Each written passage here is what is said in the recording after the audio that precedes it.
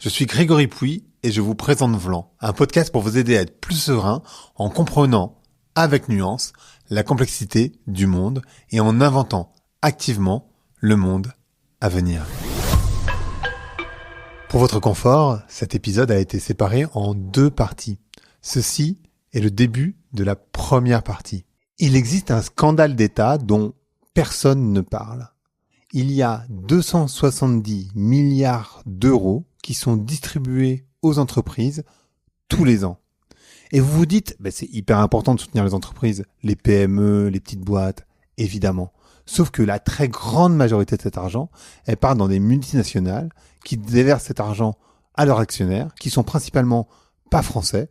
Et donc cet argent, il part à l'étranger dans tous les cas.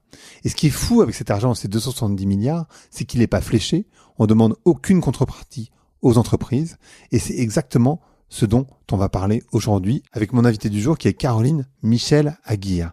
C'est la co-autrice du Grand Détournement. C'est un livre enquête sur ces 270 milliards qui sont distribués aux entreprises. On a l'habitude d'opposer les pauvres et les riches. Mais vous allez voir que la vraie opposition, en réalité, elle se fait entre les riches, c'est-à-dire entre les personnes qui gagnent entre 100 et 600 000 euros par an.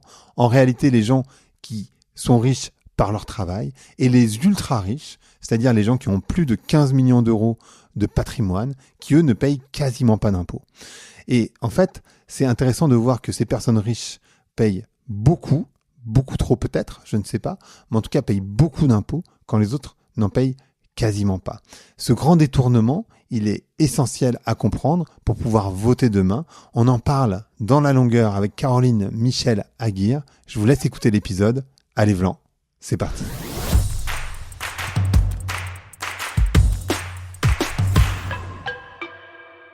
Bonjour à toutes, bonjour à tous. Bonjour Caroline. Bonjour. Comment tu vas ?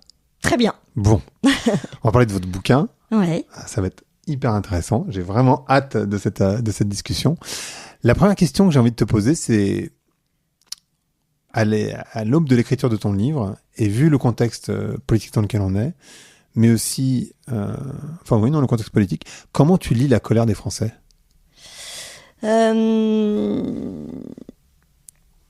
Je pense qu'il y a 2 choses dans cette colère.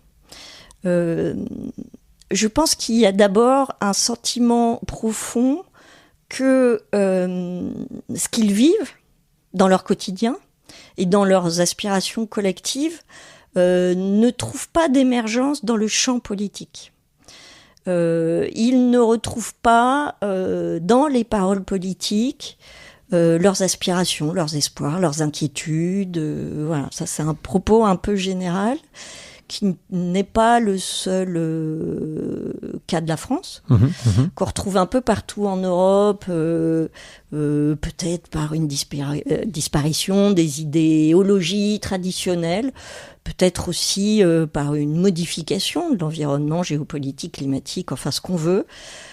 Ça, c'est le premier point. La deuxième chose plus concrète et plus en lien avec notre livre, je crois qu'il y a une grande aspiration à la justice sociale qui ne trouve pas à s'exprimer. J'entendais Jacques Attali, donc je ne vais pas le plagier sans dire ma source, dire qu'on était malgré tout dans une bonne situation économique, mais dans un grand désespoir de justice sociale. Et je trouve ça assez juste, au sens où, je n'oublie pas qu'il y a 10 millions de Français qui vivent au-dessous du seuil de pauvreté et que ça augmente. Donc on est plutôt dans un pays très redistributif, dans une situation où il y a de plus en plus de gens pauvres. Mais surtout ce sentiment que le modèle français, qui est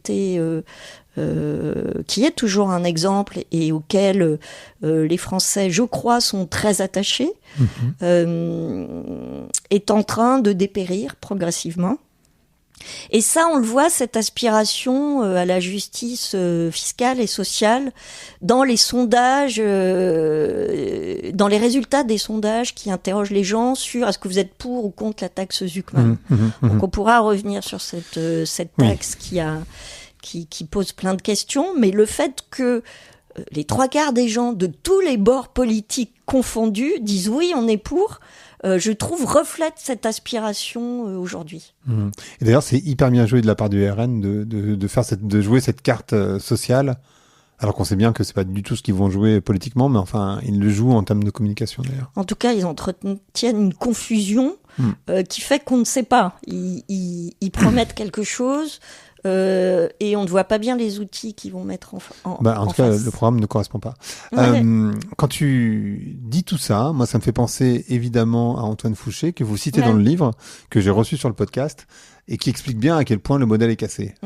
Parce qu'il y a la situation dont on va parler ensemble, et que vous avez bien exposé dans le livre, c'est-à-dire ces milliards d'euros qui sont distribués aux entreprises, mais il y a aussi tout simplement un modèle social, même si il est redistributif, qui ne fonctionne plus, dans le sens où, alors c'est même pas un modèle social, c'est-à-dire que le modèle de société ne marche plus, c'est-à-dire qu'on ne peut plus, ce qu'explique Antoine très bien, on ne peut plus améliorer sa qualité de vie en travaillant, ça ne fonctionne plus. Et ça, je crois que les Français, ils s'en rendent compte aussi d'une certaine manière, et c'est pour ça qu'ils sont en colère.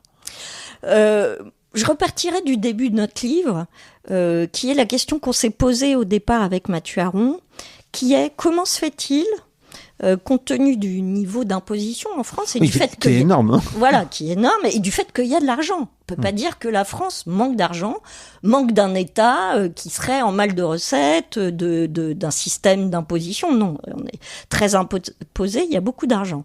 Et la question de départ qu'on s'est posée, c'est comment se fait-il qu'avec ce niveau d'imposition, cette richesse collective, nos services publics dépérissent, soient de plus en plus pauvres, et notre dette augmente. Il y avait là, pour nous, un paradoxe de départ que, je rejoins ce que vous dites, les Français ressentent, parce que même ceux qui payent des impôts voient bien que l'hôpital, vous allez dans n'importe quel hôpital ou n'importe quelle école, les gens Exactement. vous disent, le pouvoir d'achat des fonctionnaires baisse, les moyens baissent, etc. Et vous vous dites, moi, mes impôts n'ont pas baissé. Donc, il y a quand même je veux dire, il n'y a pas besoin d'avoir fait Polytechnique pour comprendre qu'il y a un paradoxe où vous dites, où va l'argent? Voilà. Où passe l'argent de mes impôts? Bon, donc c'est partant de cette question assez basique. Alors, il y a des choses qu'on connaît et qu'on ne nie pas, qui sont le vieillissement de la population, la question des retraites, du fait qu'il y a moins en moins d'actifs et de plus en plus de retraités, le vieillissement qui fait qu'il y a de plus en plus besoin de santé. Ok, mais tout ça est absolument prévisible. Ça ne peut pas expliquer que d'un coup, on ait l'impression d'une accélération et notamment d'une explosion de la dette qu'aujourd'hui, on constate tous.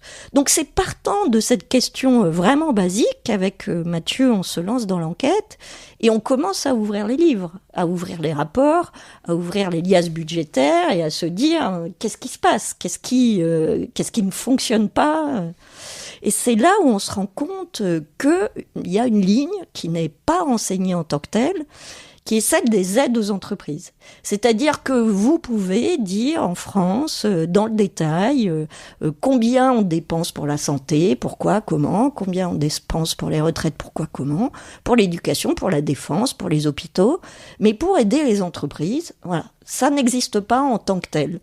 Donc on a commencé à voir la littérature dans des rapports officiels, dans les budgets, dans des études économiques, et on a commencé à compiler, à faire un puzzle, de se dire de quelle manière on aide nos entreprises. Et là, on est vraiment tombé à la fois sur un trou noir, parce que ça n'est pas exploré en tant que tel, et sur un maquis, une jungle, au sens où ça partait dans tous les sens, tout un tas de dispositifs qui s'accumulent. Il y en a plus de 2000, c'est ça ?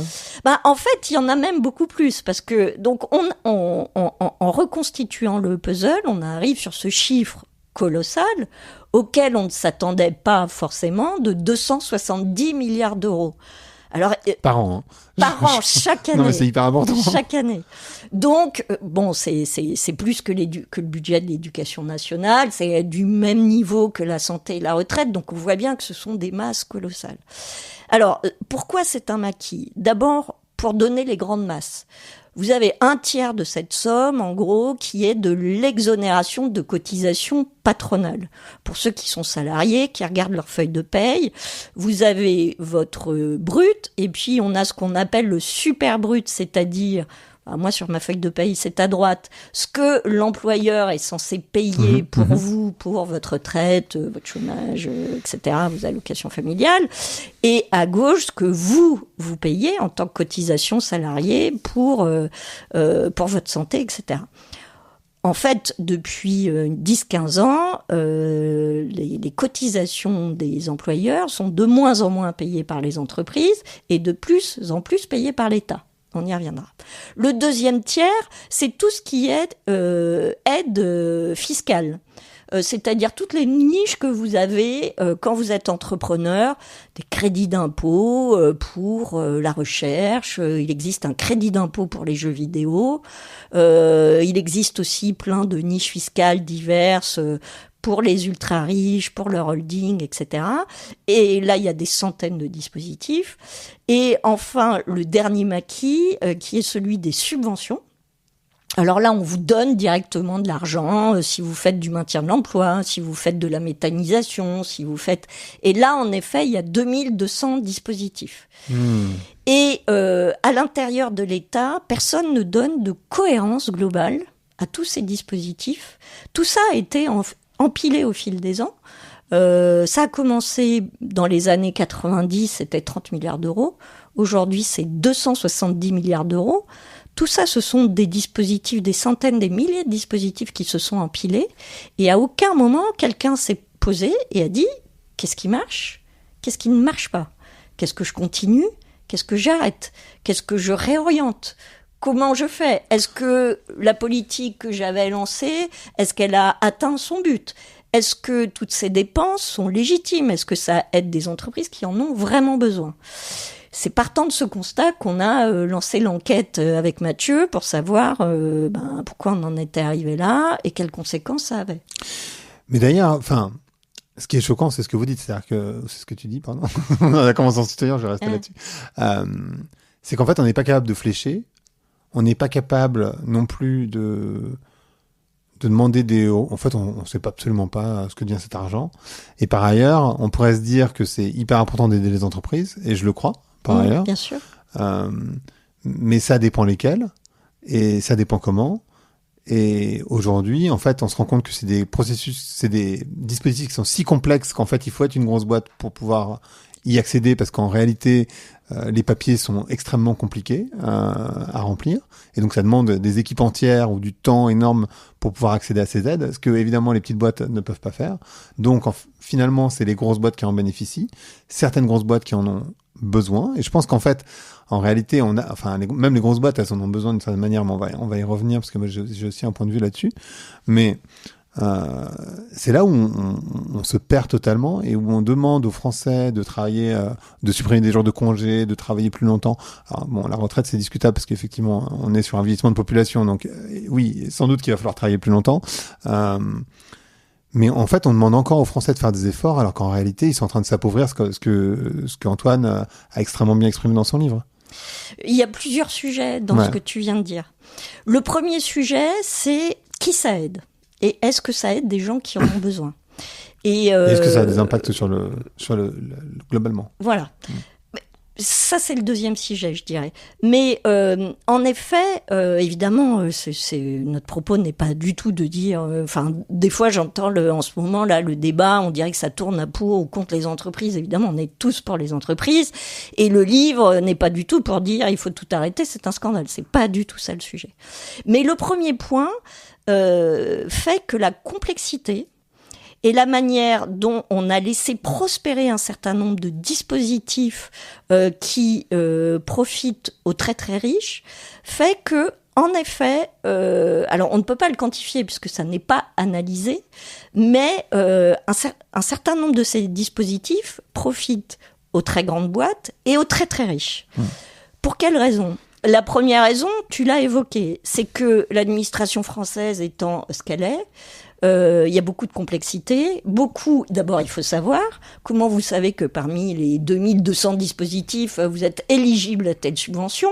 Une fois que vous le savez, il faut remplir les documents, déposer votre dossier, etc., etc. Il y a même des chasseurs de primes de subventions qui se sont montés, dont c'est le travail, qui prennent 20 à 30% de l'argent public qui vous permettent de récupérer.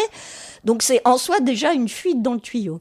Mais la complexité du dispositif fait que ce sont fatalement les plus grandes entreprises, celles qui peuvent se payer des avocats, des services juridiques, qui vont aller récupérer ces subventions, ces niches fiscales, etc.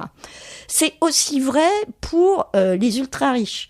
C'est-à-dire que, d'abord, ça remonte. C'est-à-dire que pour la partie qui est des grandes entreprises familiales, on va aider des multinationales qui n'en ont pas forcément besoin, donc leur bénéfice va augmenter, donc ils vont reverser davantage d'argent à leurs actionnaires, qui vont eux-mêmes pouvoir bénéficier de dispositifs d'optimisation fiscale, parce qu'encore une fois, ils en ont les moyens. Ils ont les moyens d'avoir des avocats fiscalistes qui vont les conseiller, etc. Et la semaine dernière, on a eu la surprise d'avoir l'ancien directeur général des finances publiques, ancien directeur de cabinet de Michel Barnier, confirmer ce point sur un post LinkedIn, Jérôme Fornel, il s'appelle, et écrire noir sur blanc ce qu'on est en train de se dire. Donc on le démonte dans l'enquête, mais c'est confirmé par un haut fonctionnaire de Bercy qui dit, en effet, les dispositifs sont tellement complexes qu'à la fin, ils bénéficient aux très grandes entreprises et aux très très riches. Donc ça, c'est le premier point. Le deuxième point, c'est celui de la légitimité et de qui on veut aider. Le deuxième point que tu soulèves, c'est celui de l'efficacité. C'est-à-dire, il me semble qu'une politique publique est efficace quand on se donne des objectifs. En gros, quand on met le paquet sur quelque chose, qu'on dit on veut être les meilleurs dans le numérique, dans la transition écologique, dans... Ça suppose un leadership. Mais voilà, ça suppose une vision, un programme et une majorité pour l'appliquer. Or, ce qui s'est passé depuis une trentaine d'années, quand on peut même remonter à la fin des 30 glorieuses, l'État en France, mais partout dans le monde, avec la révolution de Margaret Thatcher et de Ronald Reagan, a été complètement délégitimé en tant qu'acteur agissant. C'est vraiment ce qu'on appelle la théorie néolibérale, c'est-à-dire qu'elle est libérale au sens où elle dit le marché c'est le mieux qu'on puisse avoir, et elle est néo, ce qu'il y a de nouveau dans cette théorie-là, c'est qu'elle dit l'État doit se mettre au service du marché, doit faire en sorte que le marché, les acteurs du marché aient le plus de moyens à leur disposition.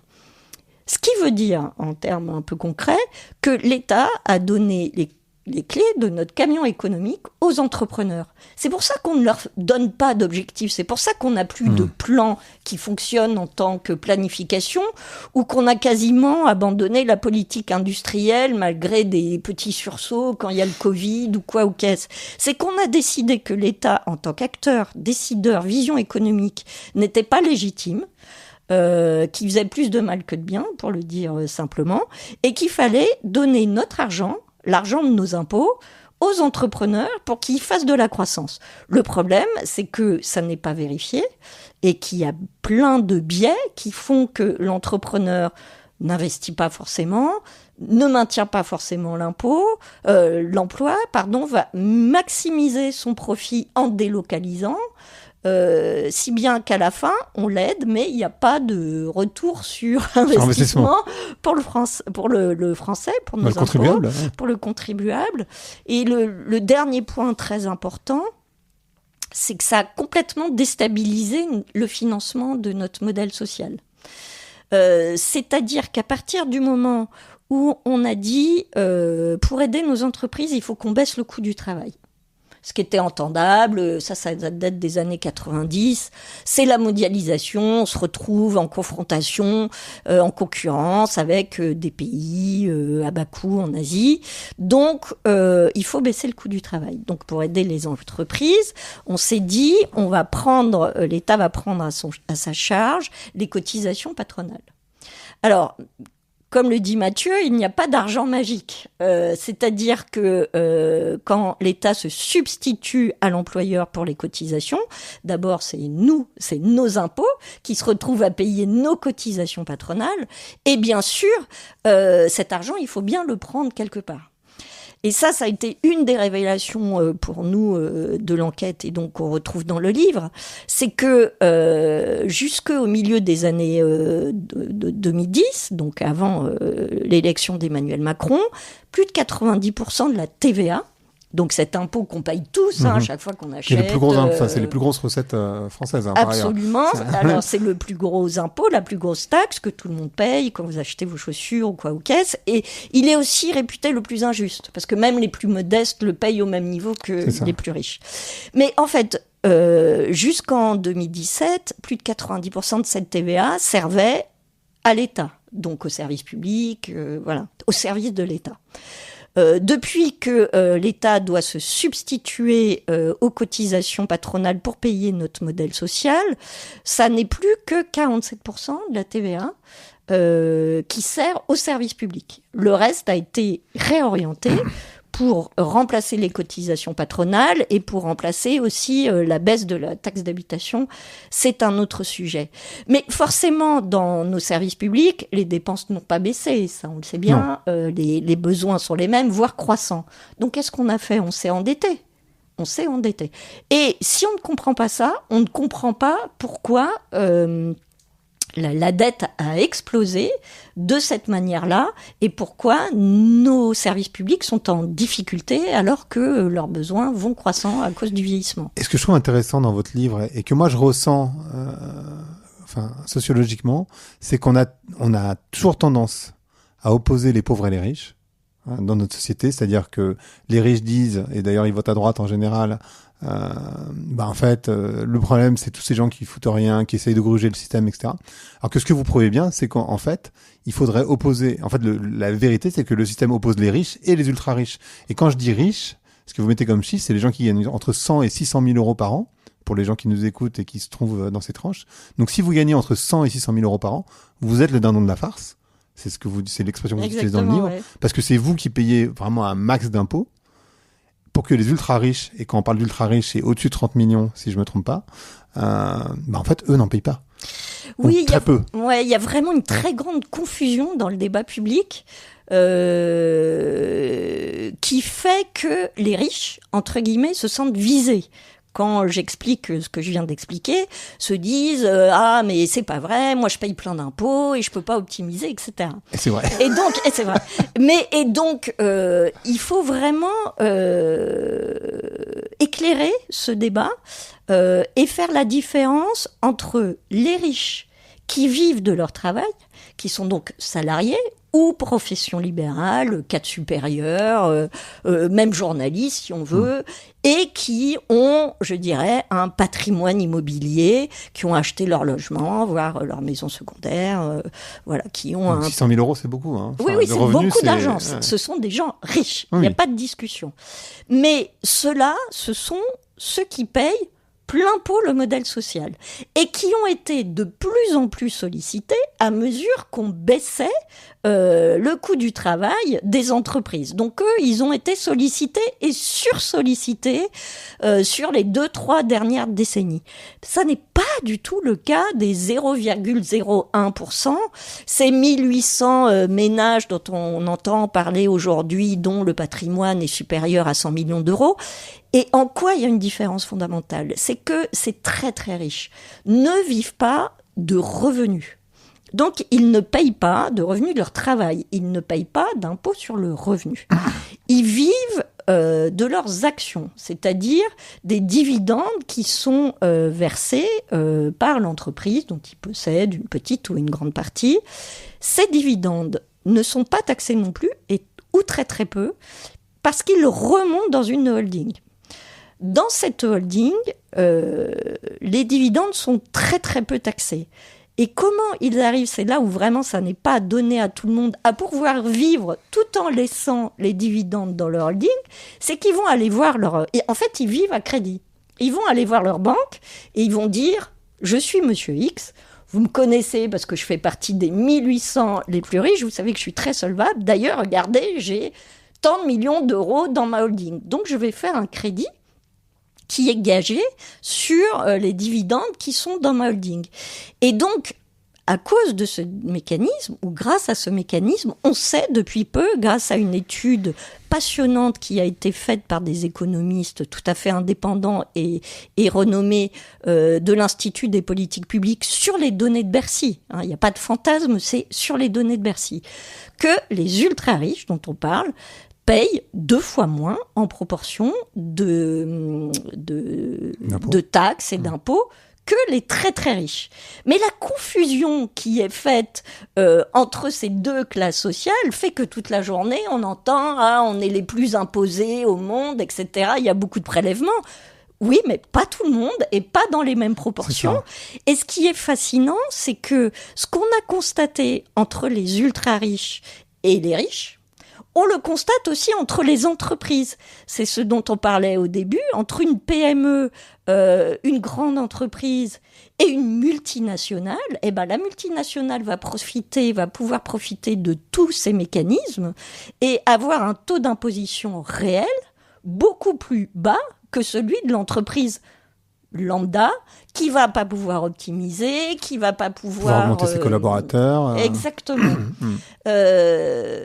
Donc il y a aujourd'hui une espèce de fracture qui s'est faite entre les très gros, qui soient riches ou entreprises, et les moyens, voire les plus faibles, mais je dirais les moyens qui se retrouvent de fait à porter sur l'ensemble de leurs épaules tout notre modèle social. Donc une fois qu'on a dit ça, de 2 choses l'une. Soit on considère que notre modèle social n'a pas d'avenir dans un monde ouvert et qu'il faut privatiser, mais il faut mesurer les conséquences. Parce qu'on entend souvent les entrepreneurs se plaindre de notre modèle social, on les entend jamais dire qu'ils en profitent aussi. Au sens, c'est vrai, oui, parce que si vous êtes un employeur aux États-Unis, vous devez payer vos cadres très très cher, beaucoup plus cher qu'en France, parce que votre cadre, il doit payer sa complémentaire santé, l'éducation des enfants, etc., etc. Et puis surtout, vous payez des impôts, quel que soit le pays dans lequel vous vivez. Et vous payez des impôts. Mais donc, les entrepreneurs, malgré tout, enfin les entreprises, on va dire, profitent de notre modèle social au sens où avoir quand même des salariés en bonne santé, qui n'ont pas peur pour l'avenir, qui a priori, on l'espère, sont bien formés. Les infrastructures qu'on a payées, on n'en parle jamais, mais le TGV, c'est très utile. Les aéroports, les autoroutes, les X aéroports qu'on a en province, c'est très utile. Allez en Allemagne, parler à un entrepreneur allemand de l'état des infrastructures, vous allez voir, ils vont vous dire, mais la France, c'est un pays de cocagne. Donc, soit on privatise ce modèle social, soit on décide que tout le monde, pour une raison de justice fiscale et sociale, doit payer à la hauteur de ses moyens. Et là, on repose la question de l'efficacité. En tout cas, ce que je trouve génial sur le plan politique, c'est qu'on arrive à faire croire aux gens riches, donc plus de 100 000 euros de salaire, donc on est vraiment sur des gens qui ont beaucoup d'argent, que le problème, c'est les pauvres. C'est ça que je trouve génial, et bon, on le fait avec des gens qui ont des revenus plus modestes aussi, mais ce que je trouve génial, c'est que je connais pas les pourcentages de vote à droite des personnes qui gagnent plus de 100 000 euros, je sais pas ce que c'est, mais j'imagine que c'est important. Alors qu'en fait, ce sont les personnes qui sont les plus impactées par ce modèle qui bénéficient très largement aux grandes boîtes. Et alors moi, je vais faire un peu de conspirationnisme, mais vous allez me dire si je me trompe. Mais en même temps, je trouve ça intéressant, c'est que les politiques qui sont financés par ces grosses boîtes, eux, ils ont intérêt à leur faire des promesses exactement ce qui est en train de se passer, c'est-à-dire que ils vont réduire les impôts des grosses sociétés, etc. En fait, de mon point de vue, c'est que c'est pas forcément un problème. C'est-à-dire que je me dis, d'une certaine manière, s'il n'y a pas de dividendes pour les actionnaires, il n'y a pas d'investissement. S'il n'y a pas d'investissement, il n'y a pas de progrès dans l'entreprise, etc. Donc, je peux comprendre ça. C'est pas le problème. Le problème, à mon sens, c'est qu'il n'y a pas de vision. C'est-à-dire qu'en fait, c'est une sorte de poule sans tête. Le truc, c'est que ça ne va nulle part. Cet argent, il est dilapidé. Je pense que quand Bernard Arnault, il dit, alors je sais plus ce qu'il a dit sur l'attaque Zuckman, mais globalement c'est... C'était un truc d'extrême gauche. Voilà, c'est un truc d'extrême gauche. Je pense il le pense. Je pense même pas qu'il soit cynique. Je pense qu'il est sincère dans sa pensée parce que pour lui, c'est la normalité, en fait, d'une certaine manière. Il se rend même plus compte, il est complètement déconnecté de la réalité. Et je me dis, peut-être il faudrait faire prendre conscience aux gens riches que on est en train de les entuber d'une certaine manière par ce système. C'est ce qu'on espère faire avec ce livre, évidemment. Alors, faut juste être un tout petit peu précis, et il n'y a pas du tout de conspirationnisme là-dedans. D'abord, une entreprise ne peut pas financer un parti politique en France, ça n'est pas possible, donc ce ne sont que des individus. Et il y a du clientélisme dans tous les partis. C'est-à-dire que quand vous êtes un parti qui s'adresse au cadre supérieur, en effet, vous allez favoriser leurs entreprises. Mais ce qui est intéressant, on s'est interrogé dans un chapitre sur, en effet, pourquoi c'est très riche, accepter, ne se révoltez pas, voilà, pour trouver le mot. Alors, on parle d'un syndrome de Stockholm, quelque part, en se disant, finalement, ils sont, maltraités par des gens qu'ils admirent et qu'ils espéraient être, donc ils adhèrent à leur position en disant, si moi, un jour, je deviens très très riche, j'aimerais bien pouvoir optimiser.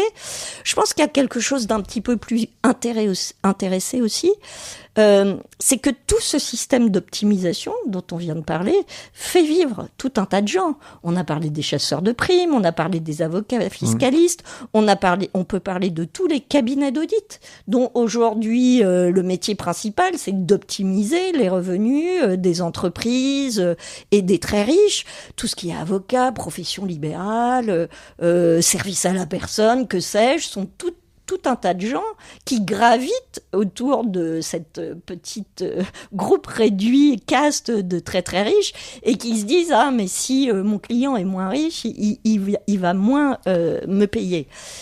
Le problème, et c'est ce que vous avez commencé à aborder, c'est que tout ça est une réflexion de catégorie d'individus, de clientèle à qui je m'adresse, et ne forme pas un projet collectif. Or, une entreprise, pardon pour le lapsus, il est intéressant, mais une société n'avance et n'a de cohésion que si elle avance dans la même direction. Donc c'est vrai que ce qui nous manque, c'est ce projet collectif qui ferait que chacun serait capable de dépasser un petit peu son intérêt immédiat pour l'intérêt collectif. Et tout le monde a y gagné. Et tout le monde y gagne à la fin, puisque ça augmente a priori le bien-être et la cohésion. Mais on voit bien dans les discours politiques que chacun cherche son bouc émissaire. Ce qui est regrettable aussi pour la gauche. C'est-à-dire que le bouc émissaire de la gauche, ça va être le très très riche, le bouc émissaire de l'autre, ça va être l'immigré, le bouc émissaire de François Bayrou, ça va être le boomer parce qu'il aurait trop profité, le bouc émissaire de la droite conservatrice, ça va être le pauvre assisté, enfin bon. Mais personne n'a une vision d'ensemble du système y a pas de vision. Et de cette dynamique. Mais surtout, il n'y a même pas de vision de là où on veut aller. C'est surtout ça le problème. Ouais. À mon sens, le problème, c'est même pas tant les aides qu'on donne aux entreprises que le manque de vision. Et c'est marrant parce que j'ai reçu aussi David Baverez qui a écrit un bouquin qui s'appelle Bienvenue en guerre économique et qui lui-même dit, alors lui qui est un investisseur à Hong Kong, donc fait partie des très très riches, je connais pas son niveau de richesse, mais j'imagine au-dessus de 600 000 euros en tout cas, et qui dit, mais en fait dans un système où les boîtes de luxe en gros achètent tous les Champs-Élysées, mais où derrière c'est son expression, je la prends pas pour moi, mais où les jeunes de banlieue viennent et détruisent tout, on voit bien que ça fonctionne pas. Oui, c'est-à-dire que, en fait, la société ne peut pas fonctionner comme ça. C'est-à-dire que ça ne marche pas. Parce qu'il y a de la violence, le manque d'éducation fait que, il y a pas de vision pour ces gens-là. Et du coup, ça c'est cassé. C'est-à-dire que même quand on se dit, on a envie que le système fonctionne et donc c'est pour ça que, en fait, on voit bien que ça marche pas. Là, la proposition, la seule qu'on a aujourd'hui, c'est de sortir les blindés quand on fait une manifestation intersyndicale. Mais ce qui est intéressant dans ce que vous venez de dire, en effet, c'est de dézoomer. Parce que une des choses qu'on a pu nous dire, c'est de dire mais les Chinois et les Américains aident aussi leurs entreprises, donc il faut pas arrêter d'aider nos entreprises. Mais justement, il faut aller voir ce que font les Chinois et les Américains. Je peux vous dire que les Chinois, ils n'ont pas du tout donné les clés du camion à leurs entrepreneurs. C'est même tout l'inverse. Alors après, je dis pas que le Parti communiste chinois est forcément un modèle, mais on est en effet dans une guerre économique avec beaucoup d'argent qui est mis en place, avec des objectifs et beaucoup d'efficacité. Et c'est cet éparpillement de l'argent public français, le fait que l'efficacité ne soit pas étudiée et que donc on ne puisse pas mettre le paquet sur ce qui marche, alors que tout autour de nous, les économies américaines, chinoises, s'arment avec une puissance publique qui, elle, ne se pose pas de questions, pose pas de questions de est-ce que je vais brider la concurrence, est-ce que non, on y va, on met le paquet, on se donne des objectifs. Ce que fait Donald Trump aux États-Unis, c'est contre toutes les règles communes des 50 dernières années. Ouais. Voilà, la manière dont on aide nos entreprises, c'est chacun va aider un peu, puis on va respecter les règles, et puis que le meilleur gagne. Mais c'est fini ce temps-là. Donc je dirais qu'au contraire, c'est le moment d'aider nos entreprises, mais de manière vraiment efficace, parce qu'on a changé d'époque. Depuis Emmanuel Macron, ça a aussi beaucoup changé cette politique. C'est-à-dire qu'en fait, on se rend compte que, et c'est ce que vous décrivez dans le livre, pendant le Covid, cet argent, il s'est envolé. C'est-à-dire, vous parlez de 30 milliards qui sont devenus... Donc 30 milliards, c'est Balladur, si je me souviens bien, à 270 milliards. Mais ça s'est surtout envolé pendant le Covid. En réalité, pendant le Covid, il y a des gens qui se sont enrichis et c'est encore une fois les grosses boîtes. Oui, alors faut être tout à fait précis. Ces 270 milliards, c'est hors aide exceptionnelle du Covid. Donc c'est en vitesse de croisière, quoi. Les 270 milliards, c'est en dehors de la crise, de la vitesse de croisière. Ce qui est vraiment intéressant, c'est que pendant la période du Covid, comme avant, comme après, on n'a pas mis de conditions. Prenons des exemples. Prenons quelques exemples. Avant, ça date avant le Covid, une entreprise comme Michelin avait eu une aide de François Hollande qui s'appelait le CICE. Mmh. Pour la somme de 5 millions d'euros, elle avait acheté des machines-outils pour une usine en Vendée. C'était en 2018. Il se trouve, pour faire des pneus de poids lourd. Il se trouve que le marché s'est retourné. L'entreprise Michelin a considéré qu'elle n'avait plus la capacité de produire des pneus poids lourds en France, en Vendée. Elle avait déjà acheté les machines-outils avec nos impôts. Qu'est-ce qu'elle a fait ? Elle a envoyé ces machines-outils en Roumanie et en Espagne. Et on peut comprendre comment ça fonctionne. Enfin, moi, qui ai bossé en entreprise, je peux très bien comprendre la décision. Par exemple. Le problème, en effet, c'est pas pour accabler Michelin, c'est tout à fait légal. Le problème, c'est la manière dont le système est pensé. Je vais vous donner un deuxième exemple. Prenons Sanofi. Ça nous ramènera aussi... Ça m'a fait hurler quand j'ai lu le livre. Voilà. Ça reviendra à notre question du Covid. Sanofi profite de beaucoup de crédits d'impôt recherche, 100 millions d'euros par an, donc sur les 10 dernières années, 1 milliard d'euros. Sur cette décennie, Sanofi a reçu 1 milliard d'euros d'aide publique et dans le même temps a diminué de 3500 le nombre de ses chercheurs en France. Alors elle conteste ce chiffre, c'est une question de périmètre, mais enfin bon, des centaines et des centaines de nombre de chercheurs qui ont été de postes de chercheurs. Dans tous les cas, quand on reçoit 1 milliard et qu'on réduit le nombre de chercheurs, c'est un problème. C'est qu'il y a un problème. Donc ça veut dire que ces aides sont données sans conditionnalité. Même pas la condition que vous mainteniez l'emploi en France. Vous pouvez recevoir du crédit d'impôt recherche, vous pouvez être une entreprise étrangère, créer une filiale française pour faire de la recherche en France, trouver un brevet. D'ailleurs, vous aurez encore un autre crédit d'impôt sur votre brevet, parce que ça s'appelle l'IPBOC, c'est encore un autre système, et aller fabriquer le produit que vous avez découvert grâce aux chercheurs français et à l'impôt des Français à l'étranger. Donc on voit bien que ces systèmes marchent sur la tête. On a un autre exemple, CLVMH, qui en 2023 a fait plus de 15 milliards d'euros de bénéfices, qui a versé plus de 6 milliards d'euros de dividendes à ses actionnaires, 3 milliards d'euros directement pour M. Arnault, et qui dans le même temps a touché 275 millions d'euros d'aide, dont 193 pour les cotisations patronales sur les bas salaires. Je suis très contente que M. Bernard Arnault soit le numéro 1 mondial du luxe, qu'il attire des tas... numéro 2, maintenant il y a Hermès devant. Qu'il attire des tas de touristes étrangers sur les Champs-Élysées, c'est pas la question. La question, c'est est-ce qu'il a vraiment besoin de nos impôts pour payer les cotisations patronales de ses salariés ? On me pose souvent la question, ah oui, mais on peut pas faire autrement. Ben si, on peut faire autrement, parce que nos voisins font autrement. Parce que les Italiens, ils mettent des conditions, les Espagnols aussi. Et pendant le Covid, justement, tout le monde a fait du quoi qu'il en coûte. Tout le monde a fait du chômage partiel. Sauf qu'en Allemagne, par exemple, vous ne pouviez pas utiliser l'argent du chômage partiel pour après verser des dividendes. En France, vous pouviez.